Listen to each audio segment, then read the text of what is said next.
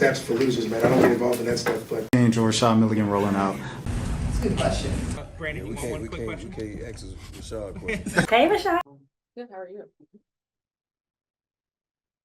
Nia Coffey, Te-Hina Paopao. We'll start with questions in the room, then go to Zoom. Go ahead. Te-Hina, just how did it feel to get your first WNBA action? Had a nice floater, hit a three. It was nice, but it was fun. Just happy I got my legs under me and was just able to go out there and play with and do what I do. So I say it was a good first dub. Go ahead, Emmanuel. Hey, this was Nia. Nia, how do you feel like this first game and the team getting used to this new offense? How do you feel like y'all played tonight? The ball movement and on the defensive side as well. I thought we did a good job of just applying a lot of things that we've been working on in training camp. Obviously, we have a long way to go and some pieces put together, but I think it's a really good start. Go ahead, Willie. Thank you. This one's for Pal. If I could ask you maybe away from the game, when you consider the last 9-10 months nonstop, all the way through the tournament, a week later you're at the draft, 2 weeks later you're in training camp.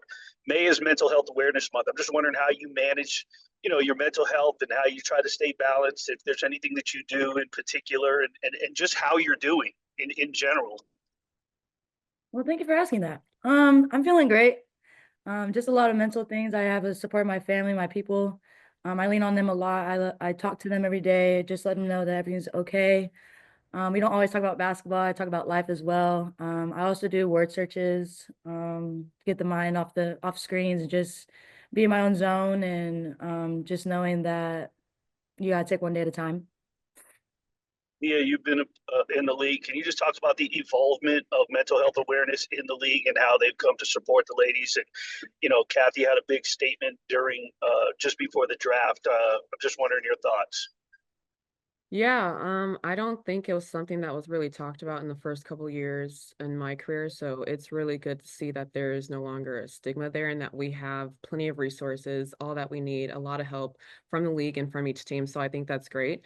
And then it just goes to show that like we're more than just basketball players. We can receive help and have access to that help if we need it. Thank you, Liz.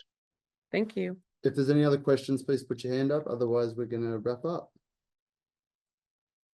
Go ahead, Connor. Hey, Te-Hina, just in your first WNBA action, I mean, was it what you expected? What were your, first impressions of just getting out on the court with a team on the other side? It was like everything I expected. Stronger, faster. The pace was a little bit faster than college.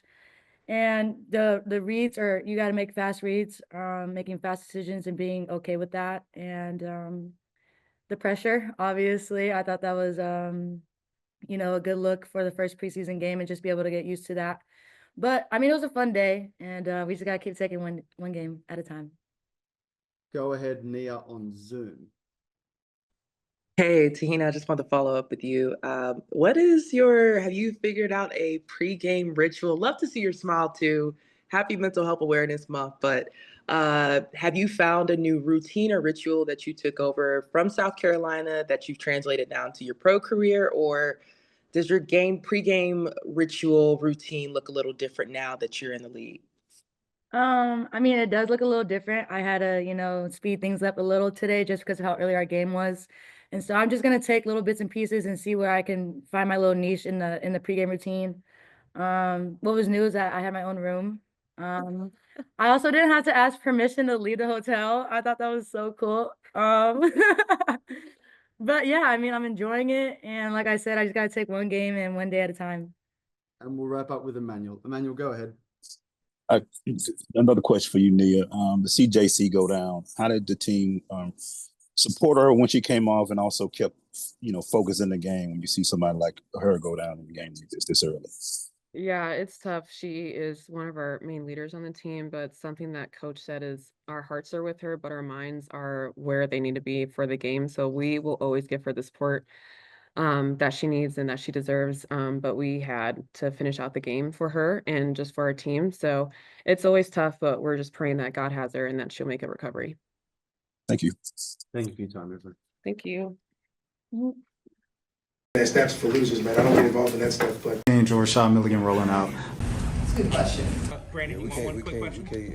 Rashad a question. Hey, Rashad.